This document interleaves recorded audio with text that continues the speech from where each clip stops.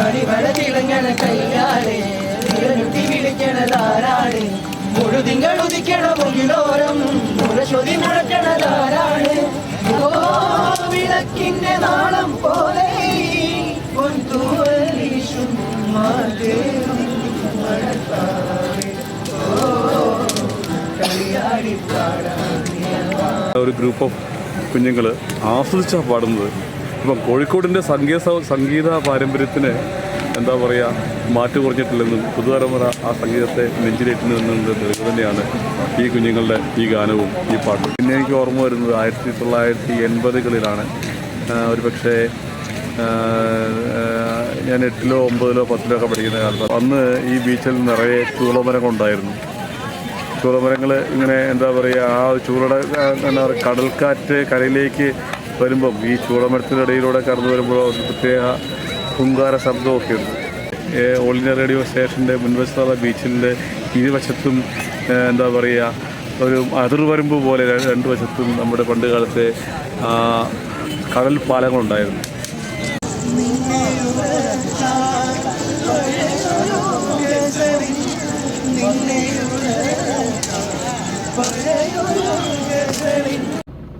Good evening. അങ്ങനെ ഓണക്കാലം അവധിക്കാലം കുറച്ചുനാളായി കുടുംബം പറയുന്നത് കോഴിക്കോട്ടേക്ക് ഒന്ന് പോകണമെന്ന്. ഒരു പ്രാവശ്യം ഒന്ന് പോയി നോക്കി. അങ്ങ് കോഴിക്കോട് പോയിട്ട് കുന്നമംഗലം എത്തിയപ്പോഴത്തേനും മതിയായി, അത്രത്തോളം ഹെവി ട്രാഫിക്.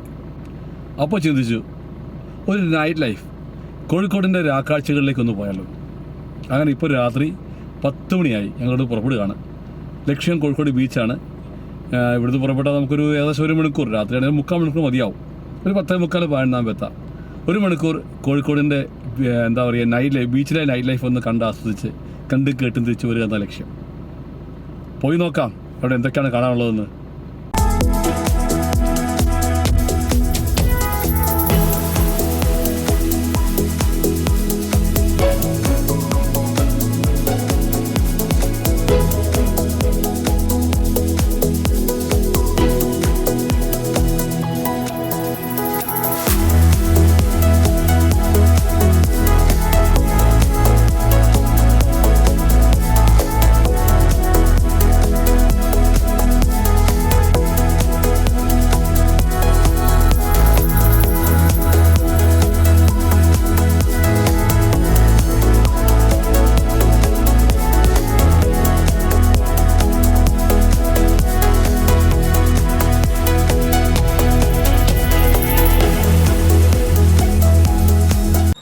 ഒരു മണിക്കൂർ കൊണ്ട് കോഴിക്കോടെത്തി.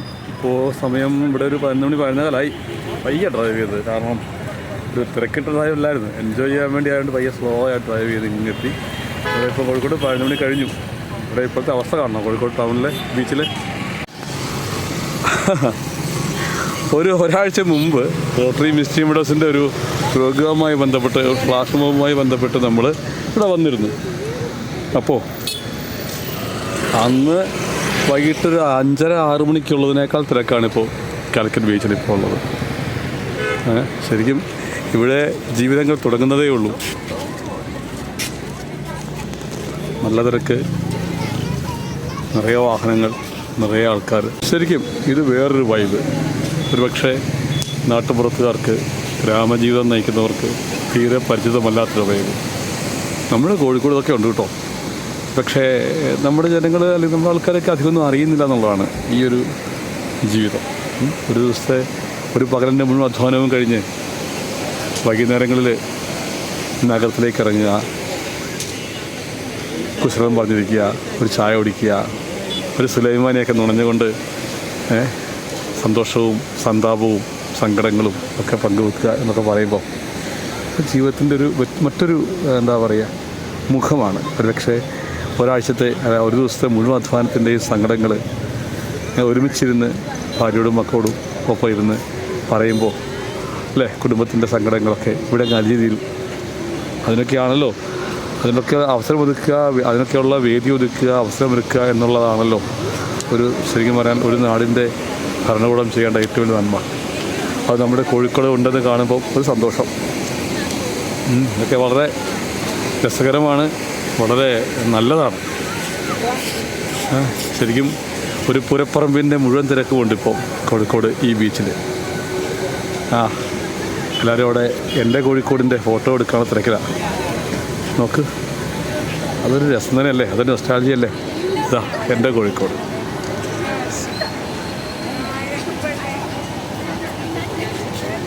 കൊള്ളാം അല്ലേ എൻ്റെ കോഴിക്കോട്, നമ്മുടെ കോഴിക്കോട് അങ്ങനെ മനോഹരിയായി നിൽക്കുന്നു.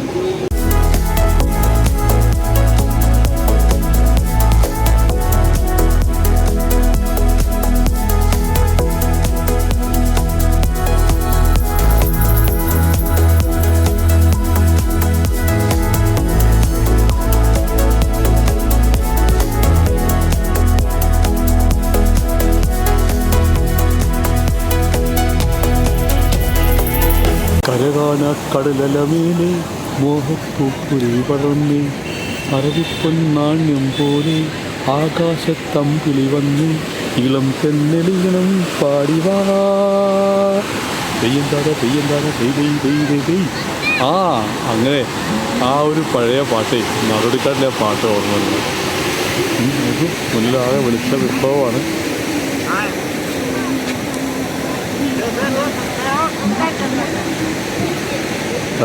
തലയിൽ LED ലൈറ്റുമായി വിശുദ്ധ പദവി നേടിയ ഒരു സ്ട്രീറ്റ് വെണ്ടർ ഞങ്ങളവിടെ എന്തൊക്കെയോ കച്ചവടം നടത്തിക്കൊണ്ടിരിക്കുന്നു.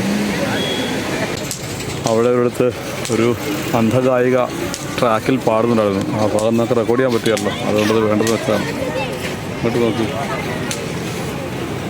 ഊതിൻ്റെ അത്ര മലബാറിൻ്റെ ഫേമസായ പെർഫ്യൂംസ് വിൽക്കുന്ന കട. ഇവിടെ കുറേ ആൾക്കാരൊക്കെ ഇരിപ്പുണ്ട്, നമുക്ക് വേണ്ടപ്പെട്ട ഇവിടെ ഇരിപ്പുണ്ട്. അതെ അതെ അതെ, ബീച്ച് ഇവിടേക്ക് ആരുമില്ലല്ലോ. വിജനമായ ബീച്ച്, അതാണ് വിജനമായ ബീച്ച് പ്രദേശത്ത് വന്നാണ് എൻ്റെ ഭാര്യയും മക്കളും. ഇവിടെ പകലേക്കാ തിരക്ക് കൂടില്ല, സ്വസ്ഥമായി എന്താ പറയുക വിജനമായി എന്താ പറയുക ഇങ്ങനെ കടലുമായി സംവദിക്കാമെന്ന് കരുതി വന്നതാണ്. ഉണ്ട്, നമുക്ക് കുറച്ച് അങ്ങോട്ട് ഫ്രണ്ടിലേക്ക് പോകാം. വണ്ടി എടുത്ത് പോകുന്ന നോക്കി അവിടെ കുറച്ച് ദൂരെ എത്തുമ്പോൾ അവിടെ വിജനമായ സ്ഥലമുണ്ട്. ഏതാണെങ്കിലും അങ്ങനെ വിജനത പ്രതീക്ഷിച്ച് വന്ന് അല്ലേ, പട പേടിച്ച് പന്തളത്തി എന്നപ്പം ഇവിടെ പന്തംകുളത്തിപ്പെടാന്ന് പറഞ്ഞ് കേട്ടുള്ള പോലെയാണ്. ഏതാണെങ്കിലും ഇവിടെ നല്ല തിരക്കാണ്. പിന്നെ അവധിക്കാലമാണ്, അതാണ് കാരണം ബേസിക്കലി. കണ്ടില്ലേ ഇവിടെ കുറേ റോൾസ് റോയ്സൊക്കെ ഇങ്ങനെ നടപ്പുണ്ട്. അവിടെ എൻ്റെ കോഴിക്കോട് കഴിഞ്ഞിട്ട് നമ്മുടെ കോഴിക്കോട് കഴിഞ്ഞിട്ട് ഐ ലവ് കോഴിക്കോടിലേക്ക് എത്തി. ഒരാഴ്ച മുമ്പ് ഇവിടെയാണ് വയനാടിന് വേണ്ടി ഫ്ലാഷ് മോബ് നടത്തി. ആ സ്ഥലത്ത് ഇപ്പം നോക്കി നിറച്ച് സ്ട്രീറ്റ് വെണ്ടേഴ്സാണ്. ഒക്കെ ബീച്ചിലേക്ക് ഒന്ന് ഇറങ്ങല്ലേ, ബീച്ചിലേക്ക് ഒന്ന് ഇറങ്ങല്ലേ.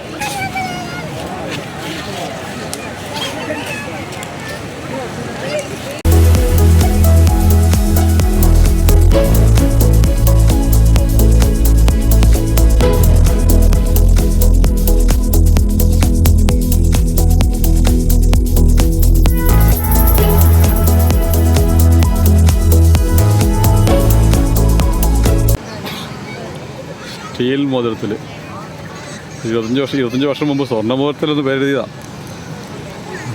അതിൻ്റെ ആ മുതലാ മുന്നിൽ പോണേ. ഇവിടെ ഇങ്ങനെ ഉപ്പിലിട്ടത് കുറേ ഉണ്ട്, അതാണ് ഇവിടുത്തെ സ്പെഷ്യാലിറ്റി.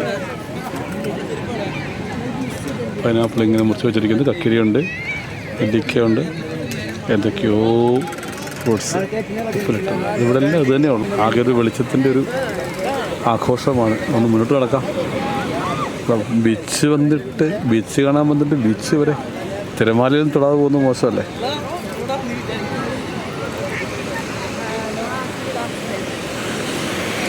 ഇതൊരു ഉപ്പിലിട്ട മാങ്ങയുടെ ഒക്കെ ഒരു പഞ്ചൻ്റെ സ്മെല്ലാണ്, അസറ്റിക് ആസിഡിൻ്റെ സ്മെല്ലാണ് കയറി വരുന്നത്. എനിക്ക് തോന്നുന്നത് ഇപ്പോൾ വേലിയേറ്റമുള്ള സമയം തോന്നുന്നു. കാരണം കഴിഞ്ഞ ദിവസം വന്നപ്പോൾ ഇതിനേക്കാൾ ഒത്തിരി താഴെയായിരുന്നു കടൽ. ഇപ്പം വേലിയേറ്റ സമയം ആയതുകൊണ്ടാവാം കടലിങ്ങനെ കരയോട് ചേർന്ന് തന്നെയാണുള്ളത്. ഇത് നോക്കൂ, ഒരു പൂരപ്പറമ്പിൻ്റെ മുഴുവൻ ഫീലും, അല്ലെങ്കിൽ ഒരു പെരുന്നാൾ സ്ഥലത്ത് പോകുന്ന അതേ ഫീലാണ് ഈ ബീച്ചിൽ ഇപ്പോൾ ഉള്ളത്. ഇപ്പോൾ രാത്രി 11:30 കഴിഞ്ഞു. മെയിൻ ലൈറ്റെല്ലാം ഓഫാക്കാൻ പോലീസെന്ന് പറയുന്നു, ലൈറ്റൊക്കെ ഓഫാക്കി. അപ്പോൾ ഇവിടെ ഇങ്ങനെ കരുതി ലൈറ്റ് ഓഫാക്കി എന്ന് കരുതിയിട്ട് ചെറിയ കടകളൊക്കെ പെട്ടിക്കടകൾ അടച്ചു എന്ന് കരുതി ആൾക്കാർ കുറവൊന്നുമില്ല. അപ്പോൾ ഇവിടെ ഇരിക്കുമ്പോൾ ഓർമ്മ വരുന്നത് ആദ്യമായി ബീച്ച് വന്നൊരു കാലമാണ്. പപ്പായുടെയും മമ്മിയുടെയൊക്കെ കയ്യിൽ തൂങ്ങി വന്നൊരു കാലമുണ്ടല്ലോ. അങ്ങ് പാളത്ത് ബസ് ഇറങ്ങി അവിടുന്ന് നടന്നും ഓട്ടോറിക്ഷയ്ക്കുമായിട്ടൊക്കെ നടന്നു വരുമ്പോൾ CH ഓവർബ്രിഡ്ജ് അല്ലേ, അതൊക്കെ എനിക്ക് തോന്നുന്നു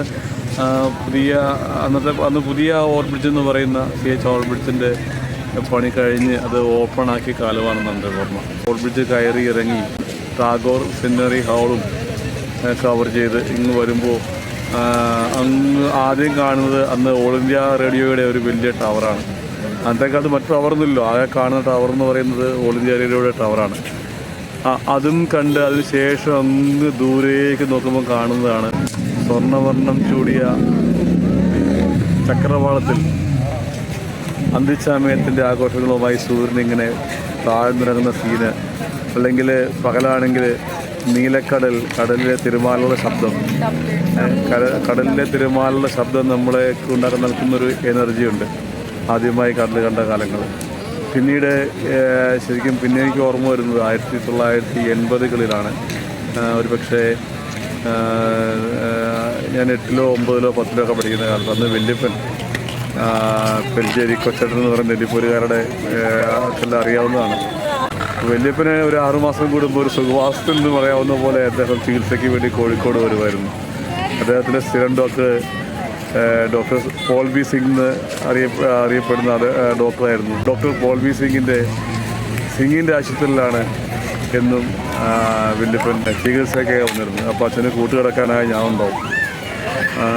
അപ്പോൾ അച്ഛന് രാവിലെ അല്ലെങ്കിൽ രാത്രി ബ്രേക്ക്ഫാസ്റ്റ് കഴിഞ്ഞിട്ട് രാവിലെ എന്തെങ്കിലുമൊക്കെ അവിടെ ഒരു ക്യാൻറ്റീനിൽ പോയി ഭക്ഷണം കഴിച്ച് അച്ഛൻ പറയും നീ പോകണമെന്ന് പറയും. ശരിക്കും കോഴിക്കോട് നഗരം മുഴുവൻ ആദ്യം ശരിക്കും ഒറ്റയ്ക്ക് നടന്ന് കണ്ടത് കോഴിക്കോട് നഗരത്തെ നമ്മുടെ എന്താ പറയുക വലിയ നഗരത്തെ ചെറുകണ്ണിലൂടെ ഹൃദയത്തിലാവാഹിച്ചത് അച്ഛൻ്റെ കൂടെയുള്ള ഹോസ്പിറ്റൽ വാസമായിരുന്നു. അപ്പോൾ രാവിലെ അച്ഛൻ്റെ എന്താ പറയുക ശരിക്കും വലിയ അച്ഛൻ എന്നാണ് വിളിച്ചുകൊണ്ടിരുന്നത്. അതുകൊണ്ടോട്ടോ അച്ഛൻ എന്ന് പറയുന്നത്. അപ്പോൾ അച്ഛൻ്റെ രാവിലത്തെ ഡോക്ടറുടെ വിസിറ്റ് കഴിഞ്ഞാൽ ഞാൻ ഇറങ്ങും. അച്ഛനോടെ നീ പൊക്കണമെന്ന് പറയും. മനാഞ്ചിറയും CH ഓവർബ്രിഡ്ജും നടന്ന് ഇവിടെ വന്ന് ഓരോ ഇടവഴികളും വരുന്ന വഴിക്കല്ല പോവുക. ഏകദേശം ധാരണയുണ്ടല്ലോ എവിടെ പോയാലും എവിടെ എത്തുമെന്ന്. അങ്ങനെ ബീച്ചിൽ വരും. നല്ല വിലക്കാവും, പക്ഷെ അന്ന് വെയിലൊന്നും വിഷയമല്ലോ. ഈ വെയിലത്തൂടെ ഇവിടെ നടന്നു വരുമ്പോൾ അന്ന് ഈ ബീച്ചിൽ നിറയെ ചൂളമരങ്ങളുണ്ടായിരുന്നു. ചൂളമരങ്ങൾ ഇങ്ങനെ എന്താ പറയുക ചൂളയുടെ എന്താ പറയുക കടൽക്കാറ്റ് കരയിലേക്ക് വരുമ്പം ഈ ചൂളമരത്തിൻ്റെ ഇടയിലൂടെ കടന്നു വരുമ്പോൾ ഒരു പ്രത്യേക ഹുങ്കാര ശബ്ദമൊക്കെ ഉണ്ട്. അതൊക്കെ കേട്ടിങ്ങനെ ഏറെ സമയം ചിലവഴിച്ച് വിശപ്പ് എൻ്റെ വിളി കേൾക്കുമ്പോൾ അത് തിരിച്ചു പോവുക. പിന്നീട് കടലിനെ കൂടുതൽ അറിഞ്ഞത് കോഴിക്കോട് ബീച്ചിനെ കൂടുതൽ അറിഞ്ഞത് ദേവരി പഠനകാലത്താണ്, ഡിഗ്രി പഠനകാലത്താണ്. 3 വർഷത്തെ ഡിഗ്രി പഠനകാലത്ത് മിക്കപ്പോഴും കോഴിക്കോട് ബീച്ചും ബേപ്പൂർ ബീച്ചും ആയിരുന്നു നമ്മുടെ ഏറ്റവും ഫേവറേറ്റ് ആയ സ്ഥലം. ബേപ്പൂർ ബീച്ചിനെ പറ്റി മനസ്സിലേക്ക് പറയാം. കോഴിക്കോട് ബീച്ചിലെത്തുമ്പോൾ അന്ന് ഏറ്റവും ഹിറ്റായ ഫിലിമുകളായ ഓട്ടോയും അതുപോലെ മറ്റൊരു ഫിലിമുണ്ടായിരുന്നു ഗോഡ് ഫാദറും ഒക്കെ ഷൂട്ട് ചെയ്ത കാലമല്ലേ. അപ്പോൾ പൂക്കാലം വന്ന് പൂക്കാലമൊക്കെ ഷൂട്ട് ചെയ്ത സീനുകളും അല്ലെങ്കിൽ ഓട്ടോയിലെ അന്നത്തെ സൂപ്പർ ഹിറ്റ് പാട്ടുകളൊക്കെ ഷൂട്ട് ചെയ്ത ഈ ബീച്ചുമൊക്കെ അന്ന് നമുക്കൊരു എന്താ പറയുക സ്വപ്നഭൂമിയായിരുന്നു. ബീച്ചിൽ വന്നിരിക്കുക, 50 പൈസയ്ക്ക് കടല വാങ്ങുക, കടല കുറച്ച് ഒരു 4 മണി 5 മണി ആകുമ്പം കോഴിക്കോട് ദേവരി കോളേജിൽ നിന്നും മെഡിക്കൽ കോളേജിൽ നിന്നും സിറ്റി ബസ്സിന് പച്ച ബസ്സിൽ ശരിക്കും മനാഞ്ചിൽ ഇറങ്ങി അവിടെ നടന്ന് നടന്നു വരും. നടന്ന് വന്ന് ബീച്ചിൽ ഇങ്ങനെ ഒരു 5 മണി മുതൽ ഒരു 7 മണി 8 മണി വരെ ഇവിടെ ഇരിക്കും. ലാസ്റ്റ് അന്ന് ഇരിക്കുന്ന 8:30 പോലീസൊക്കെ ഓടിച്ചു വിടും നമ്മളെ. അപ്പോൾ ആ സമയത്ത് തിരിച്ച് നടന്ന് വീണ്ടും മാനേജറിൽ പോയിട്ട് സിറ്റി ബസ്സിന് ദേവരികിൽ അല്ലെങ്കിൽ മെഡിക്കൽ കോളേജിൽ അടുത്ത് താമസിച്ച സ്ഥലത്ത് പോയ ചില ഒത്തിരി ഓർമ്മകളുണ്ട്. പക്ഷേ നമ്മുടെ യൗവനത്തിൻ്റെ ടീനേജിൻ്റെ എന്താ പറയുക നിറമാർന്ന സ്വപ്നങ്ങൾക്ക് കൂടുതൽ നിറം നൽകിയിരുന്നത് ഈ കോഴിക്കോട് ബീച്ചായിരുന്നു. ഇപ്പം ബീച്ചിലെ എന്താ പറയുക കാഴ്ചകൾ പലപ്പോഴും ബീച്ചിൽ ഇങ്ങനെ വന്നിരിക്കുക. അന്ന് ബീച്ചിൽ വന്നിരിക്കുമ്പം വേറൊന്നുമില്ല, നമ്മൾ നോക്കുക ചുറ്റുവട്ടത്തുള്ളവരെങ്ങനെ അവരെങ്ങനെ നടക്കുന്നു, അവരെന്തൊക്കെ കാണുന്നു, അവരെങ്ങനെ പ്രതികരിക്കുന്നു, ബീച്ചുമായി ബന്ധപ്പെട്ടുള്ള അവരുടെ ജീവിതം, അവരുടെ ജീവിതത്തിലെ ശൈലികൾ, അതുപോലെ തന്നെ കോഴിക്കോടൻ സംസാര ശൈലികൾ എല്ലാം ഒരു കൗതുകമായിരുന്നു. എല്ലാം ഒത്തിരി പഠനവും ഒത്തിരി പാഠവുമായിരുന്നു. ജീവിതത്തിൻ്റെ എന്താ പറയുക പുതിയ പന്ഥാവിലേക്ക് ഇറങ്ങുന്നതിന് ഒത്തിരിയേറെ നമുക്ക് ധൈര്യം നൽകിയതും വഴിതെളിച്ചതുമായ കുറേ അനുഭവങ്ങളുമുണ്ട് ഈ ബീച്ചിൽ വെച്ച്. അങ്ങനെ പറഞ്ഞു വന്ന ഒത്തിരിയുണ്ട്. മറ്റൊന്ന് അന്നുണ്ടായിരുന്നത് ബീച്ചിൽ നമ്മൾ ഇറങ്ങുന്ന എന്താ പറയുക AIR-ൻ്റെ ഓൾ ഇന്ത്യ റേഡിയോ സ്റ്റേഷൻ്റെ മുൻവശത്തുള്ള ബീച്ചിൻ്റെ ഇരുവശത്തും എന്താ പറയുക ഒരു അതിർവരമ്പ് പോലെ രണ്ട് വശത്തും നമ്മുടെ പണ്ട് കാലത്തെ കടൽ പാലങ്ങളുണ്ടായിരുന്നു. അന്ന് എന്താ പറയുക നമ്മൾക്ക് ഇടതുവശത്തുണ്ടായിരുന്ന കടൽപ്പാലം അന്ന് ഏകദേശം എന്താ പറയുക നശിച്ച അവസ്ഥയായിരുന്നുവെങ്കിലും വലതുവശത്തുണ്ടായിരുന്ന ലയൺസ് പാർക്കിനോട് ചേർന്നിട്ടുള്ള കടൽപ്പാലം അത്ര ദ്രവിച്ച് പോയിരുന്നില്ല. പക്ഷേ ഇന്ന് അവിടെ ഇത് രണ്ട് പാലത്തിൻ്റെയും യാതൊരു റിമൈനിങ്സ് ഒന്നും തോന്നുന്നില്ല. അപ്പോൾ അന്ന് അതൊരു നമ്മളെപ്പോഴും ബീച്ചിൽ ഇറങ്ങുമ്പോൾ നമ്മൾ ഒരു ലാൻഡ്മാർക്കായിട്ട് ബീച്ചിൽ ഇറങ്ങുമ്പോൾ ലാൻഡ്മാർക്കായി കണ്ടിരുന്നത് ഈ രണ്ട് കടൽപ്പാലങ്ങളെയാണ്. ഇതിനുള്ളിൽ നിന്നാൽ നമുക്ക് തിരിച്ചു പോകാൻ എളുപ്പമാണ് എന്ന ചിന്തയായിരുന്നു ഉണ്ടായിരുന്നത്. വഴി കണ്ടെത്താൻ എളുപ്പമാണ്. നീ എത്ര ദൂരം ബീച്ചിൽ എത്ര ദൂരം നടന്നു പോയാലും നമുക്ക് ലാൻഡ്മാർക്കായിട്ട് നമ്മൾ ഈ കടൽപ്പാലങ്ങളെയാണ് കണ്ടിരുന്നത്. ഇതന്നെ ആ കടൽപ്പാലത്തെ കയറി അങ്ങോട്ട് കയറാൻ അനുവദിക്കില്ല. വല്ലപ്പോഴൊക്കെ കയറാൻ അനുവദിക്കുന്ന സമയത്ത് അതിൻ്റെ അറ്റത്ത് പോയി നിന്ന് കടലിലേക്ക് ഇങ്ങനെ നിൽക്കുന്ന കുറേ ഓർമ്മകളൊക്കെ ഉണ്ട്. ശരിക്കും ഒരു കാലം നമ്മുടെ ഒരു നല്ല കാലം അല്ലെങ്കിൽ യൗവനകാലമൊക്കെ അങ്ങനെയായിരുന്നു. അപ്പം കോഴിക്കോട് ബീച്ചും നമ്മുടെ ജീവിതമൊക്കെ തമ്മിൽ ഒത്തിരി ബന്ധമുണ്ട്. നമ്മളെ പലപ്പോഴും പാഠങ്ങൾ പഠിപ്പിച്ചത്, ലോകം പഠിപ്പിച്ചത്, നന്മ പഠിപ്പിച്ചത്, നമ്മളാക്കിയതൊക്കെ ഈ ബീച്ചിൻ്റെ സൗന്ദര്യവും ബീച്ചിലെ മനുഷ്യരുടെ ജീവിതവുമായിരുന്നു എന്ന് പറയുന്നൊരു മടിയില്ല. ഒട്ടേറെ സങ്കടങ്ങൾ കരഞ്ഞു തീർത്തതും കൊച്ചു കൊച്ചു സന്തോഷങ്ങളെ എന്താ പറയുക ആസ്വദിച്ചിരുന്നതൊക്കെ ഈ കടൽ ബീച്ചിൽ ഈ മണൽപ്പുറത്തായിരുന്നു എന്ന് പറയാം.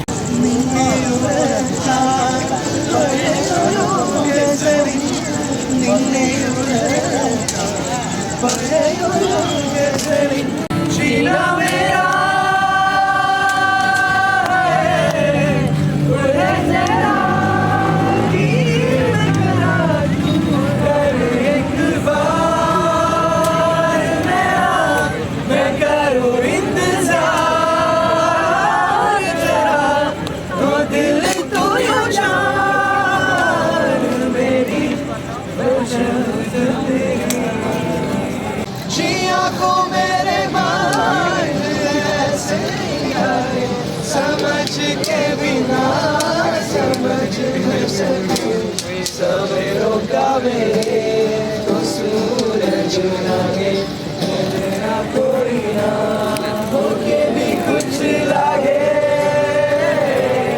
अपना बना ले पिया अपना बना ले पिया अपना बना ले मुझे अपना बना ले पिया अपना बना ले पिया अपना बना ले पिया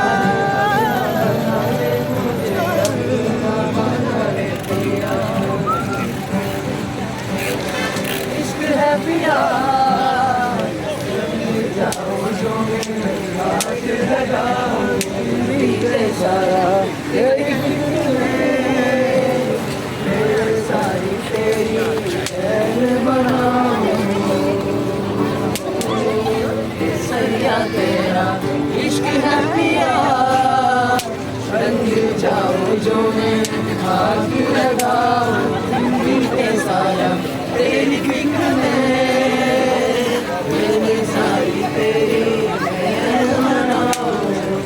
ഞങ്ങളിങ്ങനെ വന്നപ്പോഴാണ് നമ്മുടെ പുതുതലമുറ ഒരു പാട്ടൊക്കെ പാടി ആസ്വദിക്കുന്നത്. കുറച്ചേറെ വീഡിയോ എടുത്ത് കഴിഞ്ഞപ്പോൾ ഒന്ന് തിരിച്ചു വന്ന് കഴിഞ്ഞപ്പം മക്കളെ സമ്മതിക്കില്ല, അവർക്ക് ഇനിയും പാട്ട് കേൾക്കണമെന്നാണ് പറഞ്ഞത്. അപ്പോൾ ഞാൻ ചോദിച്ചു ഞാനൊന്ന് പാടിയാലെന്ന്. അതോടെ പറഞ്ഞു ഡാഡി അതൊക്കെ വിട്ടേക്കാം, ഈ പണിക്ക് നിൽക്കണ്ടെന്ന്. അതാണ് അദ്ദേഹം ആ രണ്ട് കുട്ടികൾ അല്ലെങ്കിൽ ആ ഒരു ഗ്രൂപ്പ് ഓഫ് കുഞ്ഞുങ്ങൾ ആസ്വദിച്ചാണ് പാടുന്നത്. ഇപ്പം കോഴിക്കോടിൻ്റെ സംഗീത പാരമ്പര്യത്തിന് എന്താ പറയുക മാറ്റു കുറഞ്ഞിട്ടില്ലെന്നും പുതുതലമുറ ആ സംഗീതത്തെ നെഞ്ചിലേറ്റുന്നതെന്നത് തെളിവ് തന്നെയാണ് ഈ കുഞ്ഞുങ്ങളുടെ ഈ ഗാനവും ഈ പാട്ടും.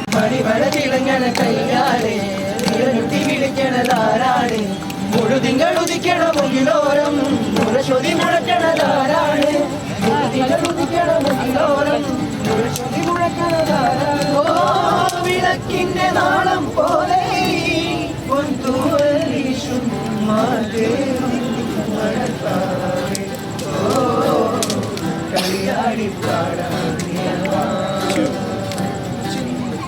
കൊച്ചിയിലൊരു കപ്പലെടുത്തേ ചന്ദ്രക്കല പോലൊരു കപ്പൽ കൊച്ചിയിലൊരു കപ്പലെടുത്തേ ചന്ദ്രക്കല മല പോലൊരു കപ്പൽ, ആ കപ്പലിൽ അറബിക്കപ്പലിൽ എന്തെല്ലാം കോളുണ്ട്, ആ കപ്പലിൽ അറബിക്കപ്പലിൽ എന്തെല്ലാം കോളുണ്ട്, അതിലെന്തെല്ലാം കോളുണ്ട്.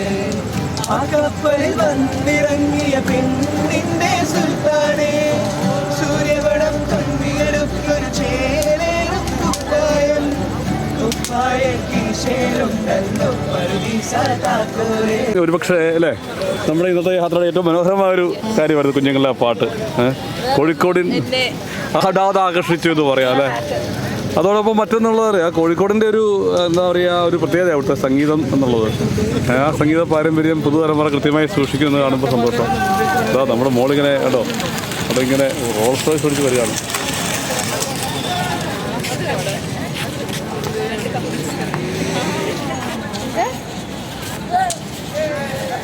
വന്നിട്ടിപ്പം ഏകദേശം 1 മണിക്കൂർ കഴിഞ്ഞു.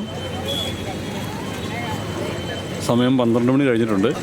നമുക്കിനി 1 മണിക്കൂർ ഡ്രൈവ് ഉള്ളത് കൊണ്ട് അധിക സമയം ചിലവഴിക്കാനില്ല. ഏതാണെങ്കിലും ആള് കുറയുന്നില്ല, ആള് വരുന്നതും പോകുന്നു, ആളൊന്നും കുറയുന്നില്ല. നമ്മുടെ കടലമ്മ അങ്ങനെ വിശ്രമമില്ലാതെ വീണ്ടും തിരമാലകൾ കൊണ്ട് കരയിലേക്ക് അലതല്ലിക്കൊണ്ടിരിക്കുന്നു. അതെങ്ങനെ എന്താ പറയുക, ഭൂമി ഉണ്ടായ കാലം തൊട്ട് തന്നെ ആ പരിഭവം ബസ് ഉള്ളതാണല്ലോ, കരയും കടലും തമ്മിലുള്ള ആ പരിഭവം ഉള്ളതല്ലേ. അതൊക്കെ തുടരട്ടെ. നമ്മുടെ ജീവിതത്തിലെ ചില നിമിഷങ്ങൾ ഇവിടെ ചിലവഴിക്കാൻ കഴിഞ്ഞു അതൊരു വ്യത്യസ്തമായ അനുഭവം തന്നെയാണ്. എപ്പോഴും റുട്ടീൻ നമ്മുടെ ലൈഫിൽ നിന്നും വലിയ മുടക്കമൊന്നുമില്ലാത്ത, എന്താ പറയുക, വലിയ നഷ്ടങ്ങളൊന്നുമില്ലാത്ത, വലിയ ബാധ്യതകളൊന്നുമില്ലാത്ത ചെറിയ ചെറിയ യാത്രകൾ ആർക്കും ശല്യമാവാതെ പൊതുവെ ഏതെങ്കിലും മൂലയിലോ ഒതുങ്ങിക്കൂടാൻ ഇഷ്ടപ്പെടുന്ന ആളെയാണ്. ഏകാന്തതയിൽ ഇങ്ങനെ ഇരിക്കാനാണ് ഇഷ്ടം, ഏകാന്തതയിൽ നടക്കാനാണ് ഇഷ്ടം, ഏകാന്തതയിൽ പ്രകൃതിയെ അനുഭവിക്കാനാണ് ഇഷ്ടം. പക്ഷേ ഇന്ന് വന്നത് അതേ ഏകാന്ത പ്രദേശത്താണെങ്കിലും വന്നിറങ്ങിയത് ഒരു ആൾക്കൂട്ടത്തിലേക്കായിരുന്നു. പക്ഷേ ആ ആൾക്കൂട്ടത്തിലും ഏകാന്തത കണ്ടെത്താൻ കഴിയണമല്ലോ. ഏത് തിരക്കിലും ഏത് ആൾക്കൂട്ടത്തിലും നമുക്ക് നമ്മുടേതായ ഒരു ഇടം കണ്ടെത്താൻ കഴിയുമ്പോഴാണല്ലോ എന്താ പറയുക നമ്മൾ കംഫർട്ടബിൾ ആകുക. ആ കംഫർട്ടബിലിറ്റി നമുക്ക് ഇവിടുന്ന് കിട്ടുന്നുണ്ട് എന്നുള്ളതാണ്. കടലിൽ എല്ലാവരുടെയും കൂടെയാണല്ലോ, ഒരാൾ സ്വന്തമല്ലല്ലോ. അപ്പോൾ ആ കടലമ്മയെ ആ കടൽത്തീരത്തെ കുറേ നേരം ഇവിടുന്ന് കാറ്റും കൊണ്ട് മടങ്ങാനുള്ള സമയമാകുന്നു എന്ന് തോന്നുന്നു. പറയാൻ പറ്റില്ല. പക്ഷെ മുന്നോട്ട് കഴിയുമ്പം വീണ്ടും തോന്നുകയാണെങ്കിൽ തിരിച്ചു വരും. അങ്ങനെ ഇപ്പം ഇന്ന സമയത്ത് മടങ്ങണമെന്ന്, ഇന്ന സമയത്ത് തിരിച്ചെത്തണമെന്ന് ഉള്ള ഒരു എന്താ പറയുക, സാധാരണ എവിടെ പോയാലും എങ്ങോട്ട് പോയാലും ആ സമയത്തിൻ്റെ പുറകെ ഓടുന്ന ആളാണ്. പക്ഷേ ഇവിടെ ഇന്നതില്ല, ഇപ്പോഴതില്ല. നേരം വിളക്കുമ്പോൾ എപ്പോഴെങ്കിലും എത്തിയാൽ മതി. അവധിക്കാലമല്ലേ, അതിൻ്റെതായ സ്വാതന്ത്ര്യമുണ്ടല്ലോ. അപ്പോൾ ഏതാണെങ്കിലും എൻ്റെ കോഴിക്കോട്, നമ്മുടെ കോഴിക്കോടിൻ്റെ വെളിച്ചമാണെന്നെങ്കിലും നമ്മുടെ കോഴിക്കോട് അവിടെ കോഴിക്കോട് തന്നെയുണ്ട്. കടലും കടൽത്തീരവും കടൽത്തീരത്തെ മണൽത്തരികളോടൊപ്പം തന്നെയുള്ള ആൾക്കൂട്ടവും കണ്ട് പയ്യെ മലവടക്കിൻ്റെ സൗന്ദര്യത്തിലേക്ക് ഞങ്ങൾ പയ്യെ മടങ്ങട്ടെ.